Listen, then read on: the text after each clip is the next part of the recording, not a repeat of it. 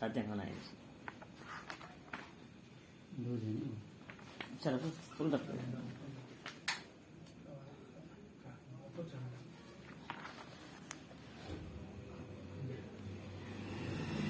بسم اللہ الرحمن الرحیم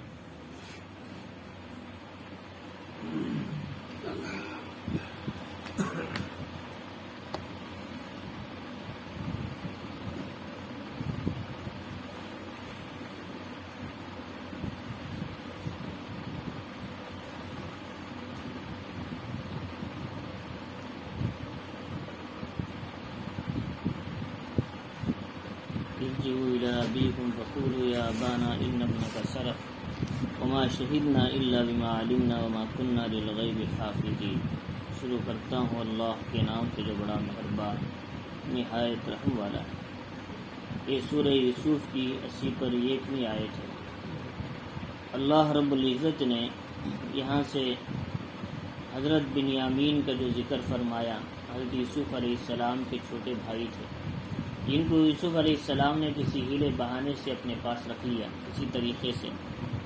تو اس کے بعد ان کے بھائیوں نے حضرت یوسف کے پاس تقاضا کیا، ہم میں سے کسی ایک کو رکھ لیں لیکن ہمارے بھائی کو چھوڑ دیں، ہمارے ابا اس سے بہت دل دکھی ہو جائیں گے، اور ان کا یہ بہت ہی کیا اکلوتا بیاری لاڈیلا بیٹا ہے اور بہت ہی پسندیدہ بچہ ہے، لہذا ہمارے ابا سے ہم نے وعدہ کیا اس کو صحیح سالم لے کر جائیں گے، تو لہٰذا ہم میں سے کسی ایک کو رکھ لیں، اس کو چھوڑ دیں.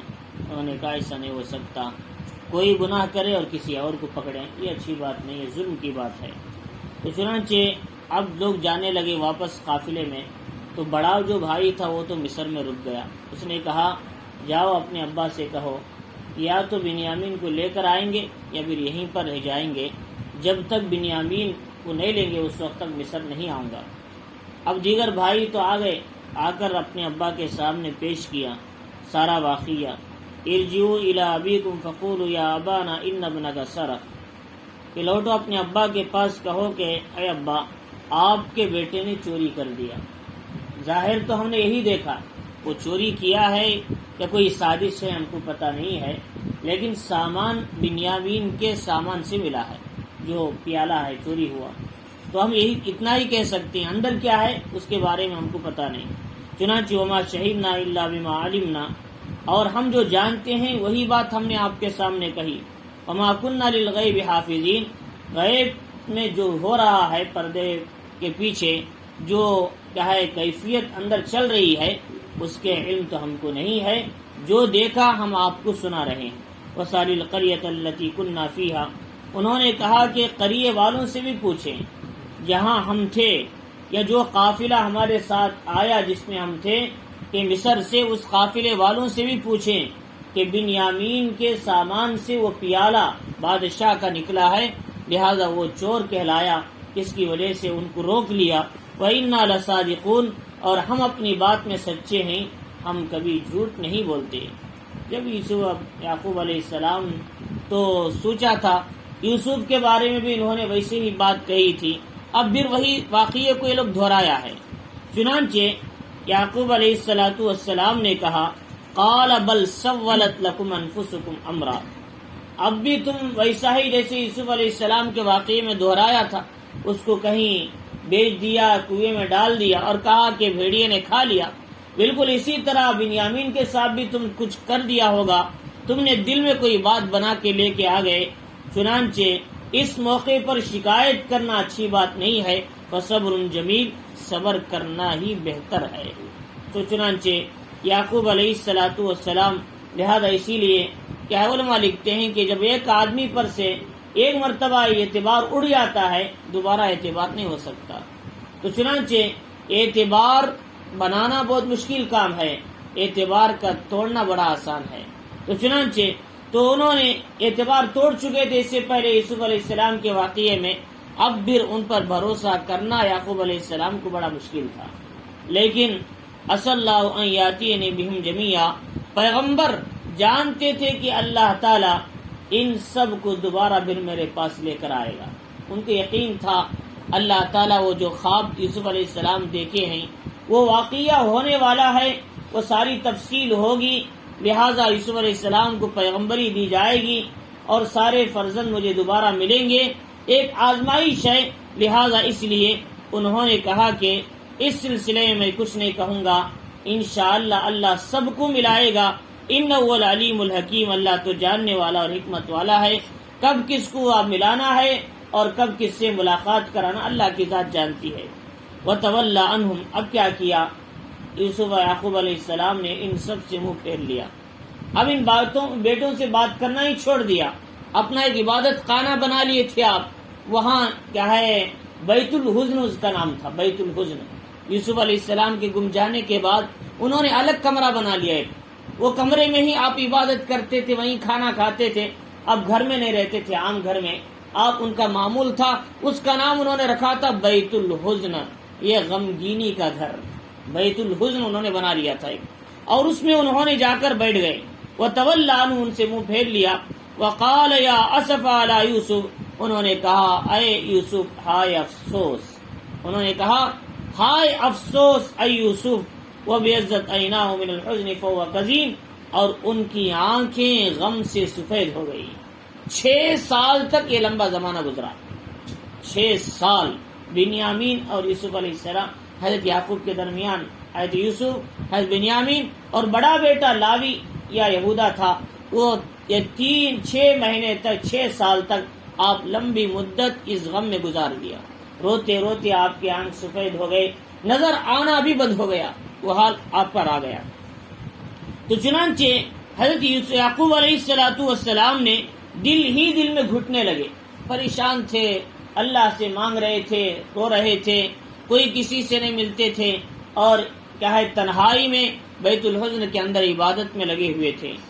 اور اللہ رب العزت نے یعقوب علیہ السلام کو جب افسوس ہوا بنیامین کے گم جانے کا یا قید ہونے کا، تو انہوں نے یا اسفا کہا، کیا نہیں کہا انا للہ و انا الیہ راجعون نہیں کہا، جبکہ اس امت میں حکم یہ ہے جب تمہاری کوئی چیز گم جائے، کوئی چیز ہلاک ہو جائے یا کوئی نقصان تمہارے سامنے آئے تو تم کیا کرنا ہے، انا للہ و انا الیہ راجعون پڑھیں گے، اللہ اس نقصان کا ازالہ عطا فرمائیں، کوئی رستہ نکالے۔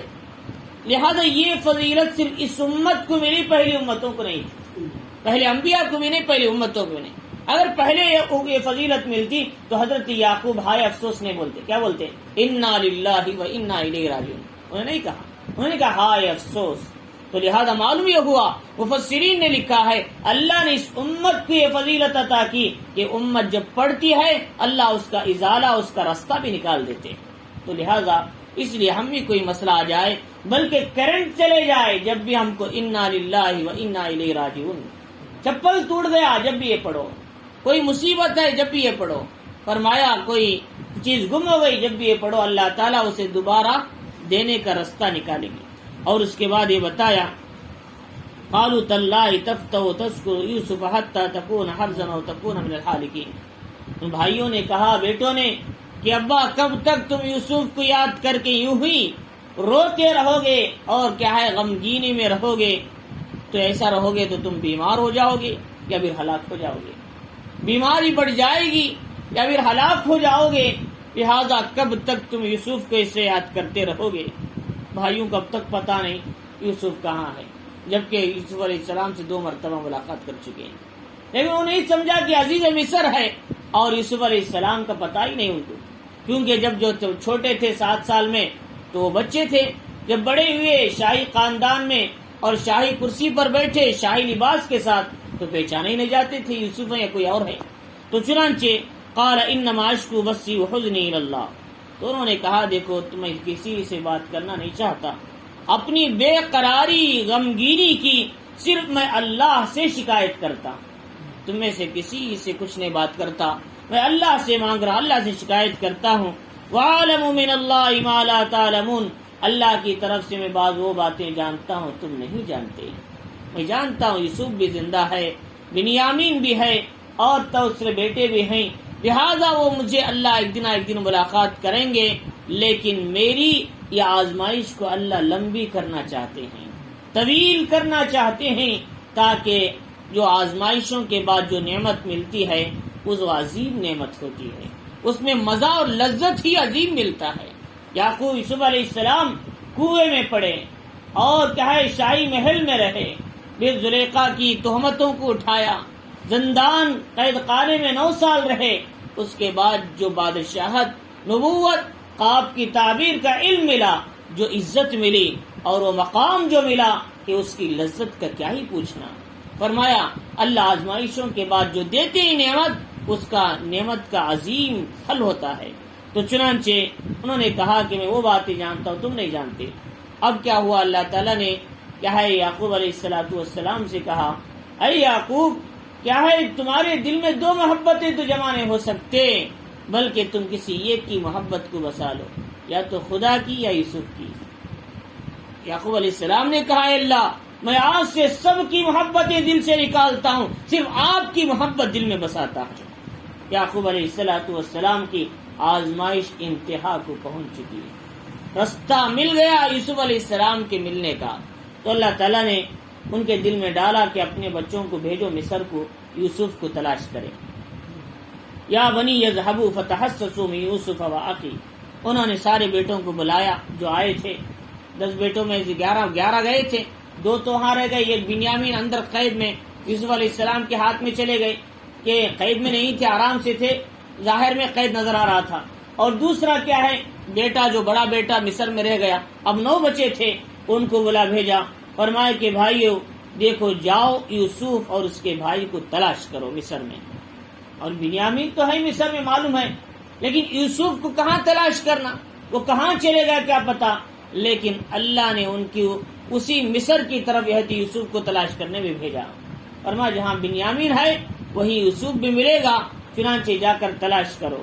تو اب ان کے ابا نے جاتے ہوئے انہوں نے ایک خط بھی لکھا تھا عزیز مصر کے نام، فرمایا اللہ نے ہمارے ابا ابراہیم دادا ابراہیم علیہ السلام کو آپ کے ذریعے سے آزمایا اور مجھے میرے ایک بیٹے سے دور کر کے آزمایا، ہم خاندان نبوت پر ہمیشہ بلائیں مصیبتیں آتی رہی، لہذا تم نے میرے ایک بچے کو جو میرے آنکھوں کا تارا تھا اور میرے دل کا کیا ہے سکون تھا اور سرور تھا، تم نے اسے بھی قید کر لیا۔ یوسف کے جانے کے بعد وہی میرا ایک سکون تھا، اور لہذا کہ دیکھو ہم کیا ہے انبیاء چور نہیں ہیں، ہم چوری نہیں کرتے، ہماری اولاد چور نہیں ہے، چنانچہ اگر تم نے میری اس آہوزاری کو نہیں سنا تو پھر تمہارا پورا خاندان جل کر راکھ ہو جائے گا۔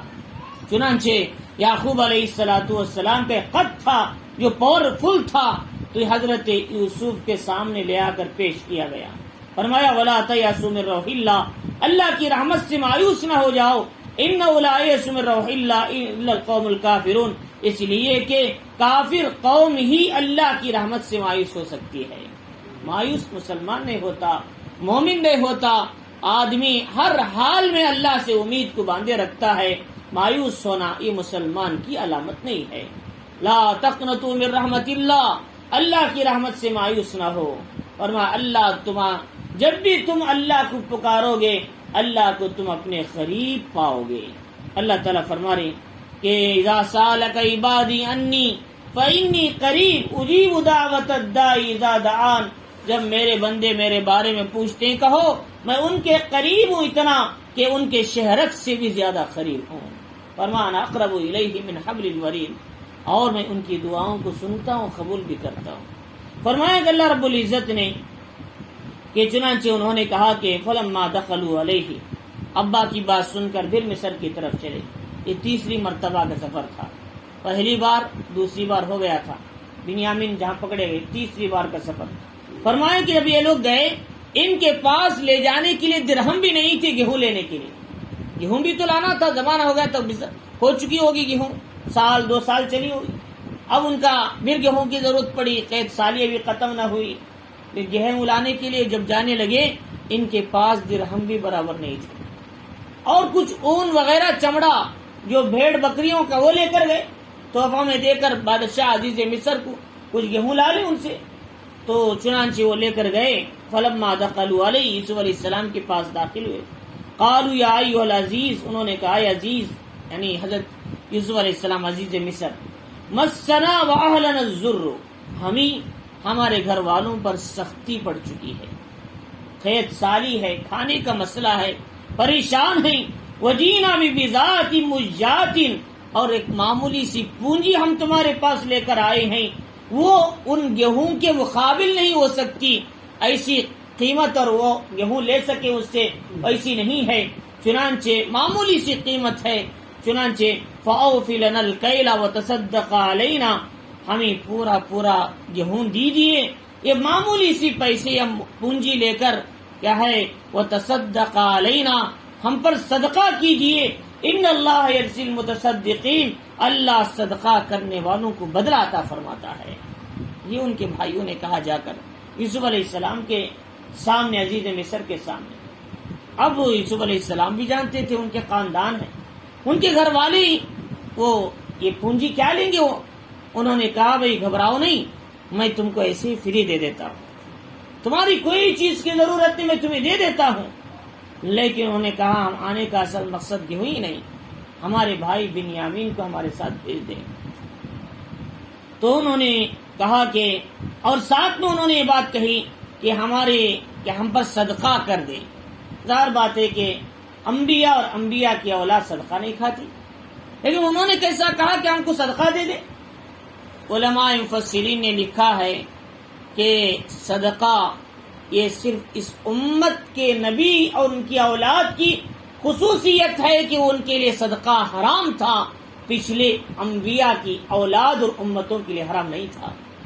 چنانچہ یعقوب علیہ السلام ان کی اولاد یہی تو کہہ رہے ہیں ہمیں صدقہ دیجیے، ہم پر صدقہ کر دیجیے، لہذا پہلی امتوں کے لیے فضیلت نہیں، لیکن محمد الرسول اللہ صلی اللہ علیہ وسلم ان کی اولاد کے لیے صدقے کا ایک لقمہ کھانا بھی حرام تھا، صدقہ نہیں کھا سکتے۔ وہ اعلیٰ خاندان کے تھے، سید خاندان کے تھے، اونچے خاندان کے تھے، نبی کا ایک مقام تھا، لہذا حضور کو صدقہ کھانے سے منع کیا گیا۔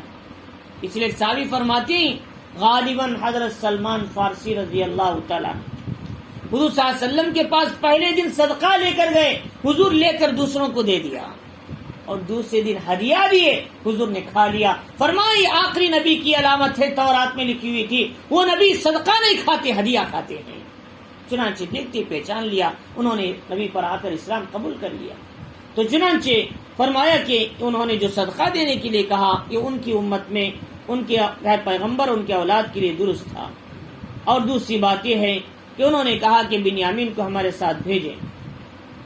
انہوں نے کہا کہ جب یہ بات کہی تو انہوں نے سارا خط پڑھا، ان کے ابا کا خط پڑھتے پڑھتے حضرت یوسف کی آنکھوں سے آنسو آ گئے۔ آخر انہوں نے اجنبی انداز میں کہا، آخر تم نے اپنے ابا کے ساتھ کیا کیا ہے؟ تمہارے ابا اتنا غمگین ہیں، اپنی طرف اشارہ کر رہے ہیں، تم نے اپنے ابا کے ساتھ آخر کیا کیا ہے؟ تمہارے ابا اتنے غمگین ہیں، اندر سے جانتی یوسف کو تکلیف دی تھی تم نے۔ تو چنانچہ جب یہ آپ کی آنکھوں سے آنسو آنے لگے اور افسوس کرنے لگے تو ان کے بھائیوں کو شک ہونے لگا، بنیامین کو ہمارے ابا سے کیا تعلق؟ اور بنیامین رو رہے اور عزیز مصر رو رہے، عزیز مصر کو ہمارے ابا کے اس خط سے کیا تعلق ہے تکلیف اور غم سے؟ اور عزیز مصر کیوں رو رہے ہیں؟ کچھ نہ کچھ دال میں کالا ہے، کوئی مسئلہ ہے۔ تو چنانچہ انہوں نے ذرا غور سے دیکھا یوسف علیہ السلام، شک آنے لگا ان کو، شاید یہی تو ہے کوئی عزیز مصر ہی ہوگا، تو جس کی وجہ سے ان کو سارا واقعہ معلوم ہے۔ بچپن میں ایک بھائی تھا تمہارا، اور تمہارا کیا ہے، تم نے اسے کہا کہ بھیڑیا کھا لیا، یہ سارا واقعہ ان کو کیسے پتا؟ اور یہ بتا بھی رہی، تفصیل بھی بول رہی، اور یہ کیا ہے، اور یہ بھی کہہ رہے کہ تم نے اپنے بھائی کے ساتھ ایسا کیا کام کیا، اپنے ابا کو تم نے تکلیف پہنچایا۔ تو ان کو شک آنے لگا شاید یہی یوسف ہو سکتے ہیں۔ تو انہوں نے کہا کہ قالوا انک لانت یوسف، اب پکڑے گئے یوسف علیہ السلام۔ انہوں نے کہا کہ کیا تم ہی یوسف ہو؟ انہوں نے کہا ہاں میں ہی یوسف ہوں، تم ہی یوسف؟ ہاں میں ہی یوسف ہوں، اور یہ میرا بھائی قاس بنیامین میرا حقیقی بھائی ہے۔ ایک ہی ماں سے تھے حضرت یوسف، حضرت بنیامین چھوٹے تھے، حضرت بنیامین پیدا ہوئے تو ان کی اماں انتقال کر گئے، راحیل وہیں چلے گئے، جیسے ہی پیدا ہوا بچہ ان کا انتقال ہو گیا۔ حضرت یوسف بچپن سے ہی یتیم تھے، ماں سے محروم تھے، اور بنیامین بھی محروم تھے۔ تو چنانچہ اسی لیے اکثر انبیاء، اکثر اولیاء بچپن سے ہی یتیم کہا ہوا کرتے تھے۔ جب جا کر اللہ ان کی یتیمی میں ان کو ترقی دیتا تھا تو دنیا پر وہ راج کرنے لگتے تھے، اللہ ان کا ایک مقام دیتا تھا۔ خواجہ معین الدین چشتی اجمیری، خواجہ شیخ عبد القادر جیلانی، خواجہ قطب الدین بختیار کاکی، یہ وہ لوگ ہیں ان کے باپ بچپن میں چلے گئے، ان کی ماں نے ان کی تربیت کیا، اور اللہ نے کہاں سے کہاں پہنچایا، کہاں سے کہاں پہنچایا۔ بادشاہوں نے ان کے سامنے گھٹنے ٹیک دیے، بڑے بڑے بادشاہ۔ چنانچہ نظام الدین اولیاء اللہ رحمۃ اللہ علیہ، تو چنانچہ فرمایا کہ اس طریقے سے کہ بنیامین سے انہوں نے کہا کہ ہاں میں یوسف ہوں، قال انا یوسف ھذا اخی، اور یہ میرا بھائی بنیامین ہے، قد من اللہ علینا، اللہ نے ہم پر احسان کیا، انہ من یتقی ویصبر، جو اس لیے جو آدمی ڈرتا ہے، صبر کرتا ہے حالات میں، مصیبتوں میں، فإن اللہ لا یضیع اجر المحسنین، اللہ ایسے نیکوکاروں کا اجر ضائع نہیں کرتے۔ اب دیکھو یوسف علیہ السلام کنویں میں پڑے، قید خانے میں رہے، وہ ساری تفصیل سنانا چاہیے تھا بھائیوں کو۔ میں کنویں میں ڈال دیا، پھر وہاں سے قید خانے، مجھے سوداگروں نے لا کر مصر کے بازار میں بیچا، پھر زلیخا نے تہمت لگائی، پھر زندان میں گئے، وہاں تکلیفیں اٹھائی، وہ ساری تکلیفیں تو سنانا چاہیے تھا۔ لیکن پیغمبر اللہ کے ولی جو ہوتے ہیں، جب اللہ ان کو نجات دیتی مصیبتوں سے اور نعمتیں عطا کرتے ہیں تو پچھلی مصیبتوں کا وہ ذکر نہیں کرتے، بھول جاتے ہیں، مصیبتوں کو بھول جاتے ہیں۔ ہم ہوتے پوری تفصیل سے سنائیں گے پیچھے کی کہانی، سال میں کیا کیا گزرا، یہ نہیں ہوتے اللہ والے سے نہیں۔ اللہ والے نعمتیں ملنے کے بعد، آسانیاں ملنے کے بعد آسانیوں کا ذکر کرتے ہیں، اللہ کے فضل کا ذکر کرتے ہیں، مصیبتوں کا کبھی کسی کے سامنے اظہار نہیں کرتے۔ یہی تو اللہ والوں میں ہمیں فرق ہے۔ ہم پچھلے 20 سال پہلے کے واقعے کو بھی یاد کر کے ہم تکلیف اٹھا لیتے ہیں اور اسے ذکر بول بول کے یاد کرتے ہیں۔ بھائی کیا ضرورت ہے بولنے کی؟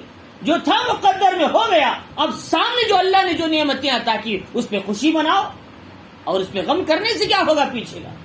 تو چنانچہ فرمایا کہ اسی طریقے سے کہ فرماتے ہیں کہ انہوں نے کہا اللہ نے ہم پر احسان کیا، یہ نہیں کہ اللہ نے تکلیف میں ڈالا، زندان میں ڈالا، قیدی بنایا، یہ نہیں، اللہ نے ہم پر احسان کیا۔ جو ڈرتا ہے، جو تقوی اختیار کرتا ہے، وہ اللہ کا نیک ہوتا ہے، اللہ نیکوکاروں کے اجر کو ضائع نہیں کرتے۔ تو ہمیں بھی چاہیے جب کوئی مصیبت آ گئی، ختم ہو گئی، اب کسی کے سامنے نہیں بولنا اسے، اب ختم ہو گئی، ختم ہو گئی، اب اللہ نے جو نعمت آسانی کھولی ہے اس پر اللہ کا شکر ادا کرو، یہ ہمیں ہونا چاہیے، یہ عادت، یہ صفت ہمارے اندر آنا چاہیے۔ اب کسی کے سامنے شکایت نہیں کرنا۔ فرمایا اللہ رب العزت نے قالوا تاللہ لقد آثرک اللہ علینا ان کنا لخاطئین، اب ان بھائیوں کو اعتراف ہوا کہ اے یوسف، یقیناً اللہ نے آپ کو ہم پر فضیلت برتری مقام عطا کیا ہے اور ہم ہی گنہگار تھے، ہم نے تمہاری فضیلت کو دیکھ کر جلنے لگے، تمہارے مقام کو دیکھ کر حسد کرنے لگے، اور تم کو لے جا کر کنویں میں ڈال دیا، اور اللہ نے تم کو کنویں سے نکال کر، زندان سے نکال کر، قید خانے سے نکال کر مصر کی حکومت پہ بٹھایا، یقیناً ہم اس قابل نہیں تھے، اللہ نے تم کو اس قابل بنایا، اور ہمارا حسد کرنا بہت غلط تھا۔ ان الحسد یاکل الحسنات کما تاکل النار الحطب، محمد الرسول اللہ صلی اللہ علیہ وسلم نے فرمایا حسد انسان کی نیکیوں کو ایسے کھا جاتا ہے جیسے آگ لکڑی کو کھا کر راکھ بنا دیتی ہے۔ حسد کرنے والا ہی بیمار ہو جاتا ہے، حسد کرنے والا ہی تکلیف میں پڑتا ہے، جس سے حسد کیا گیا اللہ اسے بلند کرتے ہی چلے جاتے ہیں۔ امام حنیفہ رحمۃ اللہ علیہ کے زمانے میں اس زمانے کے بڑے بڑے اہل علم بھی حسد کرنے لگے، لیکن اللہ نے کیا ان کا مقام گرایا؟ روزانہ ہزاروں لوگ امام ابو حنیفہ رحمۃ اللہ علیہ کو رحمۃ اللہ علیہ سے یاد کرتے ہیں، ہزاروں لوگ مسائل پڑھتے ہوئے، فقہ پڑھتے ہوئے، اتنا ان کا رحمۃ اللہ علیہ ان پر رحمت بھیجتے ہیں۔ فرمایا کہ دنیا میں 3 حصہ امام ابو حنیفہ رحمۃ اللہ علیہ کے مسلک پہ چلتا ہے، 3 حصہ ہے مالکی، شافعی، حنبلی، ورنہ 3 حصہ دنیا کے کنارے کنارے تک بھی امام ابو حنیفہ کا مسلک چلتا ہے۔ تو لہذا انہوں نے قرآن و حدیث سے امت کو جو پیش کیا. چنانچہ حسد کرنا وہ بیماری ہے، آسمانوں میں بھی سب سے پہلے جو گناہ ہوا وہ حسد کی بیماری تھی. کیا تھا وہ؟ شیطان نے حضرت آدم پر حسد کیا. وہ مجھ سے بلند کیسے ہو سکتا؟ وہ مٹی سے بنا، میں آگ سے بنا. آگ کی صفت اونچی ہے، مٹی کی صفت نیچی ہے، اور میں کیوں ان کو ان کے سامنے عدد بجا لاؤں؟ چنانچہ نہیں ہو سکتا، حسد کیا. لیکن حسد کیا کیا؟ اسے ہمیشہ کے لیے اللہ کی رحمت سے ہٹا دیا. تکبر عزازیل راخار کر، بزندہ نے لعنت گرفتار کر. تکبر نے، بڑائی نے، حسد نے، روحانی بیماری نے اسے کیا کیا؟ ذلیل کر دیا اور قیامت تک لعنت کے قید خانے میں پڑ گیا. فرمایا اس لیے حسد آسمانوں میں سب سے پہلا گناہ ہوا، اور زمین میں سب سے پہلا گناہ جو ہوا وہ حسد ہے. اول ذنب اذنب فی الارض الحسد، زمین میں سب سے پہلے ہونے والا گناہ بھی حسد ہے. فرمایا وہ کیسا کہ قابیل نے حابیل پر حسد کر لیا. آدم علیہ السلام کے 2 بیٹے، اس نے کہا کہ یہ جو میرا بھائی ہے کیا ہے، یہ اس خوبصورت عورت سے نکاح کرے گا، اور میرے ساتھ جو ہے وہ بدصورت اور لہذا اسی میں نکاح کرو. حسد کرنے لگا، اور آخر میں ایک وقت ایسا آیا، فرمایا کہ اس نے پتھر لے کے مار دیا اور اپنے بھائی کو شہید کر دیا، قتل کر دیا. تو چنانچہ دنیا میں جب بھی قتل ہوتا ہے سب سے پہلے قابیل کے اکاؤنٹ میں گناہ پڑتا ہے، بعد میں سب کو ملتا ہے. یہ سب سے پہلے اسی تو گناہ کا رستہ ڈالا قتل کا، کہ اللہ کے نبی علیہ السلام نے فرمایا من سن سنتا سیئتا فلہ وزرها ووزر من عمل بها، جس نے کوئی غلط راستہ ڈالا اس پر جتنے لوگ چلیں گے پہلے اس کا گناہ اسے بھی ملے گا اور کرنے والے کو بھی ملے گا. فرمایا اسی لیے ہم کیا کرنا ہے؟ اچھا راستہ ڈالنا ہے، امت کے لیے نیکی کا راستہ ڈالنا ہے، خیر کا راستہ دکھانا ہے، تقوی کا راستہ دکھانا ہے، مسجد کا راستہ دکھانا ہے، دین کا راستہ دکھانا ہے. غلط راستے کے لیے ہم بنیاد نہیں بننا. ہم بنیاد بنیں گے تو اس کا گناہ قیامت تک اٹھانا پڑے گا، خبر میں بھی ملتا رہے گا اس کا گناہ، اور جہنم میں جانے تک یہ گناہ ملتا رہے گا. فرمایا اس لیے ہم کسی غلط عمل کے لیے دلیل نہیں بن جانا. اب فرمایا کہ اللہ رب العزت نے، انہوں نے کہا کہ ہم ہی گنہگار تھے. لا تثریب علیکم اليوم، اب کیا کر سکتے؟ بھائی ہیں اور خاندان کے لوگ ہیں، اپنے ہی بھائی ہیں، اور اللہ کی بھائی اپنے ہی بھائی، ایک باپ سے پیدا ہونے والے سب اولاد ہے، اپنے بھائی ہیں، ان کو سزا تو نہیں دے سکتے بلا کر. عزیز مصر ہے، بادشاہ ہے، حکومت ہے، اور چاہے تو ان سب کی گردن ابھی اڑا سکتے ہیں. لیکن پیغمبر پچھلے گناہوں کو معاف کر دیتے ہیں، پچھلی کوتاہیوں کو معاف کر دیتے ہیں، اور کبھی بھی حسد نہیں رکھتے، دل میں کینہ نہیں رکھتے. معاف کرنا پیغمبروں کی عادت ہے. اس لیے قرآن کیا کہتا ہے؟ وَالْعَافِينَ عَنِ النَّاسِ وَاللَّهُ يُحِبُّ الْمُحْسِنِينَ، غصے کو پینے والے، لوگوں کو معاف کرنے والے، اللہ ان کو بہت پسند کرتا ہے، اور یہ نیکوکار لوگ ہیں، اللہ ایسے لوگوں کو پسند کرتا ہے. فرمایا الکاظمین الغیظ والعافین عن الناس ان اللہ یحب المحسنین. تو اللہ کے یہاں نیک بننا ہے تو کیا کرنا؟ 2 صفت کو اندر لانا ہے، غصے کو پینا، لوگوں کو معاف کرنا ہے. ایک آدمی محمد الرسول اللہ صلی اللہ علیہ وسلم سے پوچھا، اللہ کے نبی میں اپنے غلام کو دن میں کتنی مرتبہ معاف کروں؟ حضور نے فرمایا 70 مرتبہ معاف کرو اس کی غلطی کو. 70 مرتبہ. کیا ہم اپنے غلام اور نوکر کے ساتھ ایسا کر سکتے؟ یہ غلطی ہو گئی تو ڈانٹ دیا. حضرت فرماتی میں حضور کا خادم تھا، 10 سال حضور کی خدمت کیا، کبھی میں باہر جاتا کوئی غلطی ہو جاتی لیکن مجھے کبھی نہیں حضور نے ڈانٹتے تھے. یہ تھا. فرمایا کہ معاف کرنے کی عادت ڈالنا ہے. اور اس کے بعد یہ بتایا کہ حضرت یوسف علیہ السلام نے، بھائیو آج غم نہ کرو، پریشان مت ہو جاؤ، ہو گئی غلطی چھوڑ دو، اللہ کے لیے میں نے تمہیں معاف کر دیا، تم بھی مجھے معاف کر دو. فرمایا لا تثریب علیکم اليوم، آج تم پر کوئی ملامت نہیں ہے، آرام سے رہو، اطمینان سے رہو، تمہیں کوئی سزا نہیں، کوئی ملامت نہیں، کوئی اف نہیں ہے. اغفر اللہ لکم، اللہ تمہیں معاف کر دے، اللہ تمہیں بخش دے. وہ ارحم الراحمین، اللہ رحم کرنے والوں میں سب سے زیادہ مہربان ہے. اب یوسف علیہ السلام دیکھو پیغمبر سے کیا آ رہا ہے. محمد الرسول اللہ صلی اللہ علیہ وسلم کو، صحابہ اکرام کو کفار مکہ نے مدینے میں 13 سال تنگ کیا، راستے میں کانٹے بچھائے، کچرا ڈالا گیا، نبی کے چہرے پر نعوذ باللہ تھوکا گیا، کیچڑ اٹھالا گیا، آپ کے پیٹھ پر اون کی اجڑی رکھی گئی، آپ کے گلے میں رسی ڈال کر سجدے میں کھینچا گیا۔ لیکن وہی نبی 7 سن ہجری میں جب مکے کو فتح کیا 8 میں، تو حضور صلی اللہ علیہ وسلم کے سامنے ابو سہیل بڑے بڑے کفار کھڑے تھے، بڑے بڑے نافرمان کھڑے تھے۔ مکہ فتح ہو گیا، مسلمانوں کے ہاتھوں میں آ گیا، 10,000 صحابہ کا مجمع ہے۔ فرمایا حضور صلی اللہ علیہ وسلم نے جب ان کے سامنے چاہے وہ کفار، وہ مشرکین نبی کو مارا تھا، نبی کی بیٹیوں کو طلاق دیا تھا، وہ لائے گئے تو نبی پاک علیہ السلام کے سامنے وہ ڈر گئے، نہیں معلوم کہ نبی آج ہمارے ساتھ کیا سلوک کریں گے، ہماری گردنیں اڑا دیں گے۔ نبی نے فرمایا لوگو آج میں نے تم سب کو معاف کر دیا، میں تمہیں سزا نہیں دیتا، تمہیں تکلیف نہیں دیتا، میں تمہارا بدلہ نہیں لیتا، تمہارا انتقام نہیں لیتا، آج میں تم پر کوئی ملامت نہیں ہے، اللہ کے لیے معاف کر دیا، لیکن ایک بات یہ ہے کہ تم اسلام میں داخل ہو جاؤ۔ نبی پاک علیہ السلام نے کیسے معاف کر دیا؟ جانی دشمنوں کو، تکلیف دینے والوں کو، حضور کے پیچھے قتل کرنے والوں کی، سازش کرنے والوں کو قتل کی، اللہ کے نبی نے کیسے معاف کر دیا منٹوں میں۔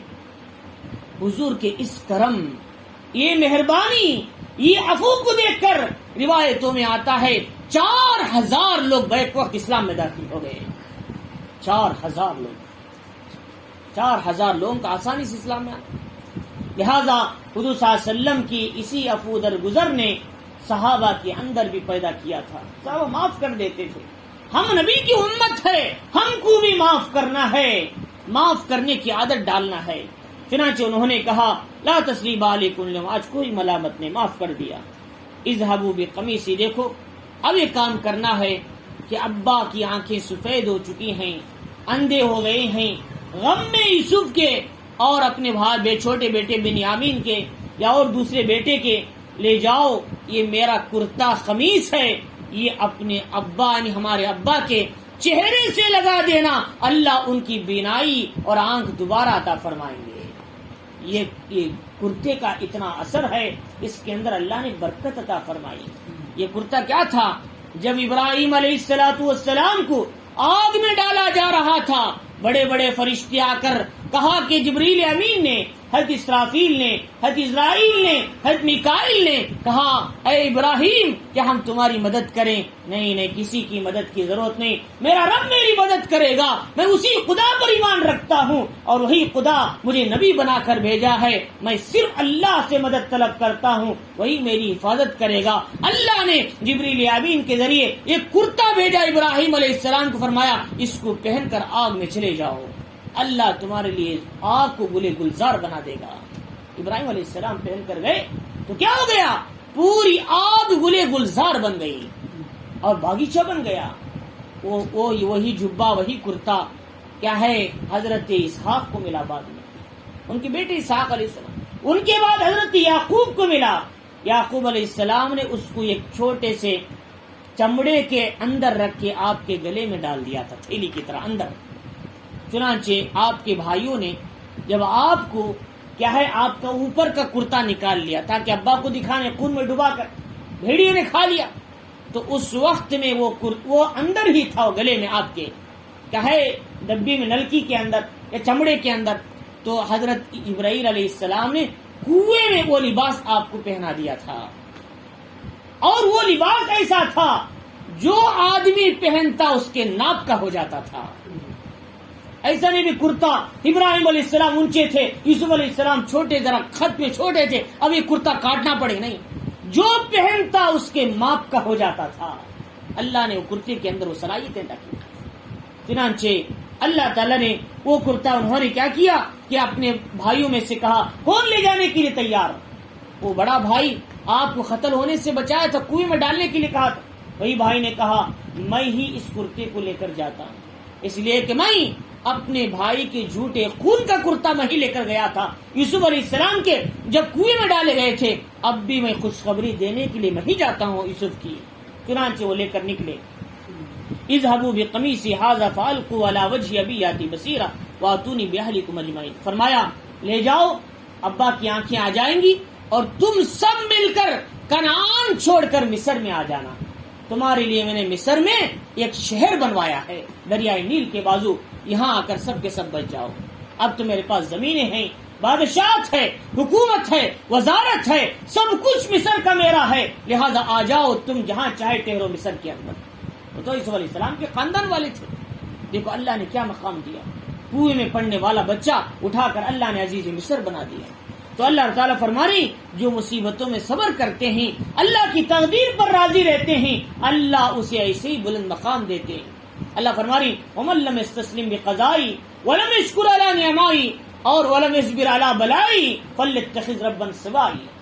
جو آدمی میری تقدیر پر راضی نہیں رہتا، میری نعمتوں کو شکر نہیں کرتا اور میری مصیبتوں پر صبر نہیں کرتا آنے والی، وہ چاہیے کہ مجھے چھوڑ کر کسی اور کے دربار میں چلے جائے، اس کی کوئی مدد نہیں کرے۔ لیکن جو صبر کرتا ہے، نعمتوں میں شکر کرتا ہے، میرا دروازہ 24 گھنٹے اسے کھلا ہے، آئے ہم اسے کھولیں گے، اس کے لیے آسانیوں کے راستے نکالیں۔ تو چنانچہ فرمایا کہ انہوں نے کہا کہ اس کو لے جاؤ۔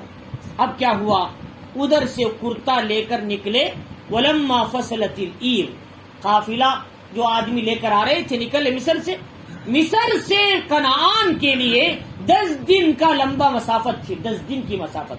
کوئی آدمی چلتا تو 10 دن جانے کے بعد مصر سے ملک شام کنعان فلسطین جاتا تھا۔ آج جو فلسطین ہے اسی کو کنعان کہتے ہیں اس زمانے میں۔ تو چنانچہ وہاں سے یہاں آنے کا 10 دن لگتے تھے گھوڑوں میں، اونٹوں میں آنے کے لیے۔ اب ادھر سے وہ لے کر نکلے، مفسرین اکرام نے لکھا ہے 250 کلومیٹر تھا وہاں سے یہاں۔ کار میں جائیں گے تو آرام سے 4-5 گھنٹے لگیں گے، لیکن چل کر آنے والے کے لیے 10 دن تو ہوگا، لمبا زمانہ، 250-300 کلومیٹر۔ یہاں سے حیدرآباد جانا ہے، کوئی آدمی چل کر جائے گا تو لگے گا، مہینہ ہی لگے گا۔ تو چنانچہ وہ آئے 10 دن میں چلتے تھے۔ تو چنانچہ جب وہ لے کر نکلے تو ادھر حضرت یعقوب کو خوشبو آنے لگی۔ 10 دن پہلے ہی مصر سے یہاں تک خوشبو پہنچ رہی ہے، 10 دن بعد کے سفر تک۔ اب دیکھو یہ کیسی عجیب بات ہے، اس سے پہلے یوسف علیہ السلام اسی کنعان کے کنویں میں 3 دن تھے لیکن خوشبو نہیں آئی۔ 3 دن کنویں کے اندر پڑے ہیں، پورا کنعان چپا چپا ڈھونڈا لیکن حضرت یوسف کی خوشبو نہیں آئی اس دن۔ لیکن آج یوسف علیہ السلام کی خوشبو 10 دن دور سے آ رہی ہے آپ کے لباس کی۔ یہ اللہ کا معجزہ ہے۔ اللہ جب اطلاع کرانا ہے کراتے ہیں۔ اللہ چاہتے تھے یوسف کو اچھی طرح آزمائشوں میں ڈالے، یعقوب کو اچھی طرح خوب کہہ رلائیں تاکہ اس کا مقام بلندی تک پہنچ جائے۔ یعقوب علیہ السلام کو آزمائشوں میں ڈال کر ان کا مقام بلندی تک پہنچانا چاہتے تھے، اس لیے اللہ نے اس دن ان کی خوشبو نہیں دکھائی لیکن یہاں دکھا دیا۔ اب ان کا مقام اونچائی تک پہنچ گیا، 10 دن پہلے آنے والے لباس کی خوشبو آپ محسوس کرنے لگے۔ انہوں نے کہا قال ابوہم انی لاجد ریح یوسف، ان کے ابا نے کہا اپنے بچوں سے جو رہنے والے تھے یا بہوؤں سے جو بیٹے کے، انہوں نے کہا کہ بھائی میں یوسف کی خوشبو محسوس کر رہا ہوں۔ ان لوگوں نے کہا تم کھوسٹ بوڑھے ہو گئے، لہذا تم کو پتا نہیں کیا کیا بول رہے آپ، اتنی بڑی عمر کے ہو گئے، تم ایسی خیالی باتیں کر رہے۔ یوسف جا کے زمانہ ہو گیا مر کے، اور ان کو کون پتا ہے؟ ان کو تو پتا نہیں تھا یوسف علیہ السلام زندہ ہے، اور عزیز مصر کے بارے میں بھی معلومات نہیں تھے۔ اب خبر آ رہی یوسف علیہ السلام عزیز مصر ہے، تو انہوں نے کہا کیسی باتیں کر رہے، بڑھاپے کا اثر ہے تم پر، لولا ان تفندون۔ انہوں نے کہا اگر مجھے تم بوڑھا کھوسٹ نہ کہو تو میں یہ کہوں گا کہ یوسف کی خوشبو آ رہی۔ انہوں نے کہا تم کیسی پرانے خیالوں میں پڑے ہوئے، یوسف تو جا کر زمانہ ہو گیا، وہ تو چاہے دنیا سے ہی چلے گیا، مر کر زمانہ ہو گیا۔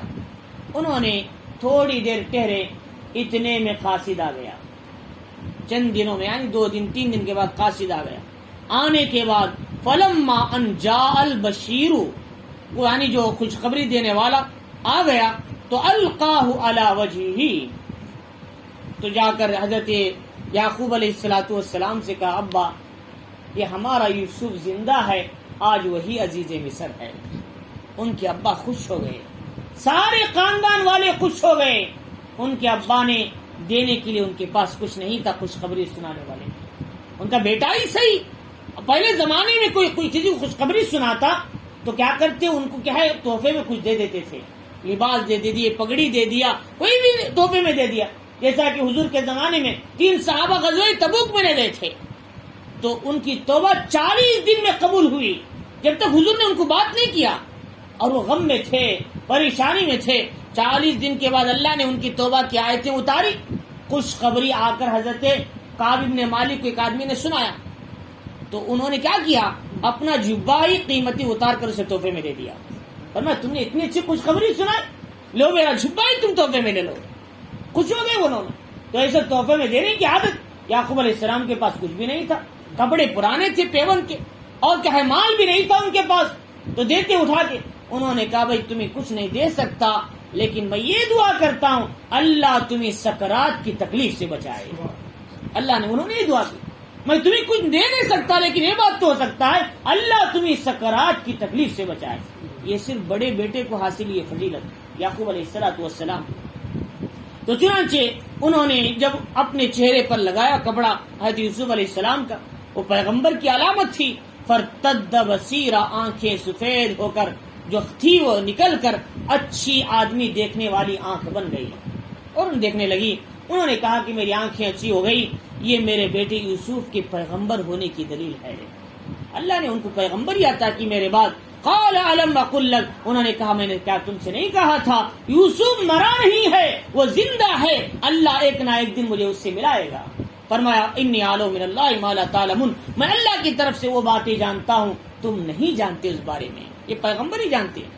انہوں نے کہا قالوا یا ابانا استغفر لنا ذنوبنا، انہوں نے کہا ہمارے پروردگار، کیا انہوں نے کہا اے ابا کہ ہمارے گناہوں کو معاف کر دیجئے، ہماری خطاؤں کو، ہمیں جو غلطی کیا اسے بخش دیجئے، معاف کر دیجئے، انا کننا خاطئین، یقیناً ہم ہی گنہگار ہیں۔ تم کو 60 سال تک یا 50 سال تک تم کو ہم نے حقیقی بات، سچ بات بولے بغیر آپ کو رلاتے رہے، آپ کو تکلیف دیتے رہے، ابا ہمیں معاف کر دیجئے۔ لیکن وہ بیٹے بھی کیسے بیٹے تھے، حقیقت بتانے سے باز رہے، لیکن یہ حقیقت بتانا، یہ نہ بتانا، یہ بھی اللہ کی مشیت تھا۔ حقیقت بتاتے تو کیا ہوتا، تھوڑی دیر روتے، تھوڑی دیر خاموش رہ جاتے، لیکن حقیقت نہ بتانے میں یعقوب علیہ السلام کو 40 سال رونا پڑا اپنے بیٹے کی جدائی میں۔ تو لہذا یوسف یعقوب علیہ السلام سے کہا اے ابا ہم نے غلطی کی، ہم نے حقیقت نہیں بتائی، اگر بتاتے تو آسان ہوتا۔ قال سوف استغفر لکم ربی، اب بیٹوں نے معافی مانگ رہے، اور ظاہر بات ہے باپ کی ذمہ داری بیٹوں کو معاف کرنا، اس کے سوا کیا ہو سکتا ہے؟ بیٹا کتنا بھی غلطی کرے ایک نہ ایک دن باپ تو معافی کر دیتا ہے۔ تو چنانچہ انہوں نے کہا کہ دیکھو معاف تو کروں گا لیکن ابھی نہیں ہے، تم کو بھی تو کچھ احساس ہونا چاہیے، تم نے 40 سال مجھے تنگ کیا، پریشان کیا، تم نے حقیقت کیوں نہیں بتائی؟ حقیقت بتا دیتے تو میں خاموش ہو جاتا۔ تو چنانچہ ابھی میں تمہارے لیے معافی نہیں طلب کروں گا تاکہ تمہیں بھی اس کا احساس ہو جائے۔ اب دیکھو کہ انہوں نے کیا کیا، توبہ کرنے کے لیے اپنے بچوں کے لیے پہلے یعقوب علیہ السلام نے سوچا جن بچوں نے جن کو تکلیف دیا یوسف علیہ السلام کو، کیا انہوں نے پہلے ان کو معاف کیا ہے؟ یہ جانچنا چاہتے تھے جب تک وہ معاف نہ کریں میری دعا میں کیا اثر ہو سکتا ہے، کیونکہ جب تک مظلوم ظالم کو معاف نہ کرے قیامت کے دن وہ مظلوم، وہ ظالم، وہ کسی کا حق مارنے والا جنت میں نہیں جا سکتا، چاہے وہ اللہ کے رستے کا شہید ہی کیوں نہ ہو۔ فرمایا یہ حقوق العباد کا مسئلہ ہے، گناہ 3 قسم کے، یہ گناہ وہ ہے اللہ معافی نہیں کرتے، شرک ہے، اللہ کے سوا کسی اور کو پوجنا، یہ گناہ ہے بندے اور اللہ کے درمیان، اللہ معاف کر سکتی، رات میں اٹھ کر دعا مانگے، نماز چھوڑ دیا، روزہ چھوڑ دیا، کوئی غلطی کر لیا، بدکاری ہو گئی، چوری ہو گئی، اللہ معاف کر دیتے ہیں کیونکہ بندے اور اللہ کے درمیان کا مسئلہ۔ لیکن یہ گناہ ایسا ہے اللہ کے بندے کے درمیان نہیں، بندے اور بندے کے درمیان کا مسئلہ ہے۔ اللہ فرماری جب تک یہ دونوں معافی نہ مانگ لے ان کو جنت میں جانے کی اجازت نہیں ہے، باہر ہی کھڑا کر دیں ان کو۔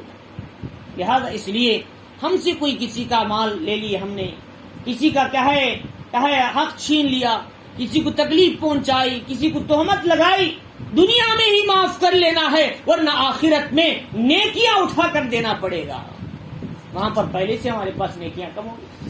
وہ صلی اللہ علیہ وسلم سے نے ایک مرتبہ صحابہ سے پوچھا جانتے ہو آخرت کا فقیر کون ہے؟ مفلس فقیر کون ہے آخرت کا جانتے ہو؟ فرمایا اللہ کے نبی فقیر وہ کہلاتے ہیں جن کے پاس مال نہیں، پیسے نہیں۔ حضور نے فرمایا تو دنیا کا فقیر ہے، آخرت کا فقیر یہ نہیں، آخرت کا فقیر وہ ہے نیکیوں کے انبار لے کر آئے گا قیامت کے دن، پہاڑ لے کر آئے گا، لیکن سامنے جب رکھ دی جائیں گے اللہ کے سامنے، ادھر سے ایک آدمی آئے گا، اے اللہ اس نے مجھے دھوکہ دیا، دوسرا آدمی اے اللہ اس نے میری زمین اٹھا لی، تیسرا آئے گا اے اللہ اس نے تہمت لگائی، چوتھا آئے گا اے اللہ میرا قرض اڑا مار دیا اس نے۔ اللہ کہیں گے نیکیاں اٹھا اٹھا کر دو بھائی کو، نیکیاں اٹھا اٹھا کر پہاڑ کے برابر نیکیاں ختم ہو جائیں گی، لیکن اب بھی قرض معافی مانگنے والے اور بھی باقی رہیں گے۔ اللہ کہیں گے چلو تمہارے گناہ اٹھا کے اسے دے دو۔ اب گناہ اٹھا کے اسے دے دیا، نیکیاں اتنے لے کر آیا لیکن کسی کا حق مارا، کسی کی تہمت لگائی، اب یہ آخرت کا فقیر ہے، اس کے پاس نیکیوں کا ایک ٹکڑا بھی نہیں ہے۔ اللہ فرمائیں گے جا جہنم میں چلا جا۔ اب کیا ہوا اتنے نیکیاں لے کر بھی؟ اس لیے فرمایا یہ بندوں کے بیچ کا مسئلہ بہت خطرناک مسئلہ ہے، دنیا ہی میں معاف کر دو۔ ابو بکر صدیق رضی اللہ تعالیٰ عنہ کے ایک صحابی سے کہے مسئلہ ہو گیا، انہوں نے تھپڑ مارا تو ان کے دانت نکل گئے۔ انہوں نے کہا کہ اللہ کے نبی صلی اللہ علیہ وسلم کے سامنے آ کر اللہ کے نبی ابو بکر نے ایسا کر دیا، چنانچہ مسئلہ ایسا ہو گیا تو ابو بکر صدیق رضی اللہ تعالیٰ عنہ سے کہا، اللہ کے نبی نے کہا چلو معافی مانگو۔ انہوں نے معافی مانگی، لیکن ابو بکر صدیق رضی اللہ تعالیٰ نے کہا اللہ کے نبی میں معافی نہیں مانگتا کہ وہ بھی میرے ساتھ بدلہ لے لیں، اس لیے کہ قیامت کے دن کہیں مجھے نیکیاں دینا نہ پڑ جائے۔ تو دیکھو صحابہ اکرام دنیا ہی میں بدلہ لے لینا چاہتے تھے، قیامت کے دن سے کتنا ڈرتے تھے۔ لیکن ہم میں سے کس کو احساس ہے ہم نے کسی کو 5 روپے زیادہ ان کے آ گئے تو ہم خوش ہو گئے، بھائی دکان والے نے بھول کر 10 روپے زیادہ دے دیے، ہم کو چلر زیادہ دے دیا، نہیں کرنا چاہیے، وہ چلر اس کو برابر دے دینا چاہیے۔ یا تم نے بھول کر زیادہ دے دیا، یا نوٹ ہم نے 50 دیا تو تم نے 100 کی نوٹ سمجھ کر ہمیں کیا ہے 20 روپے دینا تھا، 70 روپے دے دیا، یہ غلطی ہو گئی، چنانچہ واپس کر دینا ہے۔ تو دنیا میں جو معاملات میں صحیح ہوتا ہے اللہ آخرت میں اس کی زندگی کو نجات والی بنا دیتے ہیں۔ تو چنانچہ انہوں نے کہا کہ ابھی میں معاف نہیں کروں گا، لیکن احساس ہونا چاہیے۔ لیکن کب معاف کریں گے کہ ایک تو یوسف علیہ السلام سے پہلے پوچھ لیں گے، یوسف علیہ السلام تو معاف کر دیا بھائی کو، یغفر اللہ لکم، اللہ تمہاری مغفرت کر دے۔ اب پھر انہوں نے معافی مانگی اور یوسف علیہ السلام نے بھی معاف کر دیا تھا۔ اب ابا کو پتا چلا یوسف نے بھی معاف کر دیے ہیں، تو ایسے وقت میں ابا نے رات کے وقت میں اپنے بیٹوں کی معافی کے لیے وقت کو چنا۔ دیکھو یعقوب علیہ السلام کون سا وقت مانگ رہے ہیں، کون سا وقت تلاش کر رہے ہیں اپنی دعاؤں کے قبول ہونے کے لیے۔ فرمایا رات کا آخری پہر تہجد کا وقت ہے، وہ وقت میں جو دعا مانگو گے اللہ اسے قبول فرما لیتے ہیں۔ اللہ فرما رہے ہیں الا بمستغفر فاغفر له، آخری پہر میں آ کر اللہ اعلان کرتی ہے کوئی گنہگار معافی مانگنے والا میں اس کے گناہوں کو معاف کرنے کے لیے تیار ہوں، ہے کوئی روزی میں تنگی میں اس کی روزی میں آسانی دیتا ہوں، ہے کوئی مصیبت زدہ میں اس کی مصیبت کو کھول دیتا ہوں، آئے مجھ سے مانگے آج کی رات میں۔ اللہ رات کے آخری پہر میں ہمارے پکار اعلان کرتی ہیں، پکار کے، لیکن بندے آرام سے سوئے ہوئے ہیں۔ فرمایا اللہ کی ندا صبح تک ہوتی ہے، اللہ کرے کہ کم از کم صبح کی نمازی جماعت سے ہو جائے، یہ بھی بڑا فضل ہے اللہ کا۔ لیکن صبح کی نماز بھی نہ ملے تو پھر کتنا بڑا خسارہ نقصان ہے۔ وہ آدمی بغیر صبح کی نماز پڑھے تجارت کو جائے گا، اس کے ہاتھ میں شیطان کا جھنڈا ہوگا، ایمان کا نہیں ہوگا۔ جو نماز پڑھ کے اللہ کے حکام کو اللہ کو یاد کر کے جو تجارت کو جائیں گے، دکان کھولیں گے، کاروبار میں جائیں گے، ان کے ہاتھ میں ایمان کا جھنڈا ہوتا ہے، کامیاب ہو کر جائیں۔ تو لہٰذا ہمیں چاہیے کہ ہم اپنے رب کو راضی کریں، مومن ہو کر تجارت کھولیں، مسلمان کی علامت لے کر اپنے کاروبار کریں۔ فرمایا پھر اس کا اثر کیا ہوگا، کاروبار صحیح ہوگا، امانت ہوگی، دیانت ہوگی، جھوٹ نہیں ہوگا، وعدہ خلافی نہیں ہوگی، اور کریکٹ تجارت امانت داری کے ساتھ پیش ہوگی۔ ورنہ شیطان کا اثر لے کر جائیں گے، دھوکہ ہوگا، جھوٹ ہوگا، خلاف ورزی ہوگی اور دوسروں کو تکلیف ہوگی۔ فرمایا شیطان کا اثر ہوگا۔ فرمایا کیا کرنا ہم کو، صبح کی نماز کی پابندی کرنے کی عادت ڈالنا، ایک دن بھی فجر کی نماز نہیں چھوڑنا۔ سعید بن المسیب رحمۃ اللہ علیہ مدینے کے بڑے فقہاء میں سے تھے، فقہاء سبا میں سے، ان کی عادت یہ تھی سب سے پہلے مسجد میں آتے تھے، سب سے آخر میں مسجد سے جاتے تھے۔ فرماتی 30 سال تک میں نے کبھی تکبیر اولا نہیں چھوٹی میری، 30 سال تک۔ فرمایا ہماری نہ معلوم سال بھر 40 دن تکبیر اولا پوری ہوگی تو یہ بھی بڑی غنیمت ہے۔ 30 سال تک ان کی تکبیر اولا نہیں چھوٹتی، ایک دن چھوٹی تو افسوس سے رونے لگے کہ یار میری تکبیر اولا چھوٹ گئی۔ لہذا مولانا رشید احمد گنگوئی رحمۃ اللہ علیہ بڑے پائے کے بزرگوں میں سے تھے، گنگو کے رہنے والے. مرتبہ دیوبند آئے، کسی میٹنگ میں تھے، ان کی ایک نماز تکبیر اولا چھوٹ گئی. نماز نہیں چھوٹی، تکبیر اولا اول اقامت چھوٹی. فرمایا کہ افسوس کرتے ہوئے آج 19 سال کے بعد میری پہلی تکبیر اولا چھوٹ رہی ہے. 19 سال کے بعد پہلی تکبیر اولا چھوٹنے پر افسوس ہے. نہ معلوم ہمارے کتنے تکبیر اولا چھوٹ گیا اب تک. فرمایا اس لیے ہمیں چاہیے کہ اپنے کیا ہے اللہ تعالیٰ سے رات میں دعاؤں کو مانگنا. آپ نے انہوں نے کہا اللہ تعالیٰ سے رات میں دعائیں مانگی، پھر کہا انہ الغفور الرحیم، اللہ تعالیٰ تو بخشنے والا بڑا ہی مہربان ہے. انہوں نے رات کے وقت میں اپنے رب سے دعا کیا.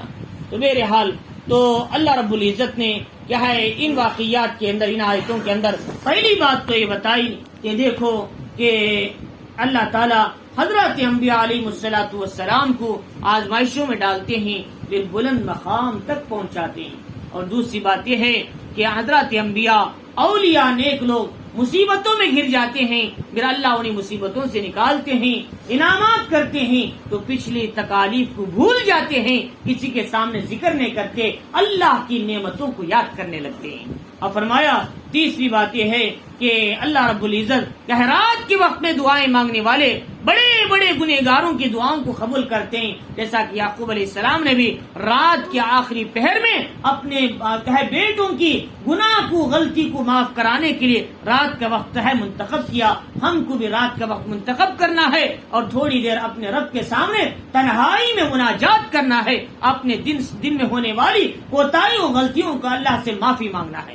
فرمایا اگر کوئی آدمی ہمیں خوشخبری دے تو ہمیں اسے تحفہ اور انعام بھی دینا چاہیے. یہ حضرات انبیاء بزرگوں کا کیا ہے قول رہا. لہذا جو آدمی صبر کرتے ہیں آزمائشوں میں، اللہ تعالیٰ ان کو ایسی نعمتیں دیتے ہیں، اس نعمت کے بعد انسان لذتوں میں اور راحتوں میں آ جاتا ہے. اللہ تعالیٰ ہم سب کو ان واقعات سے سبق لینے اور کیا ہے اس پر اپنی زندگی گزارنے کی ہم سب کو توفیق عطا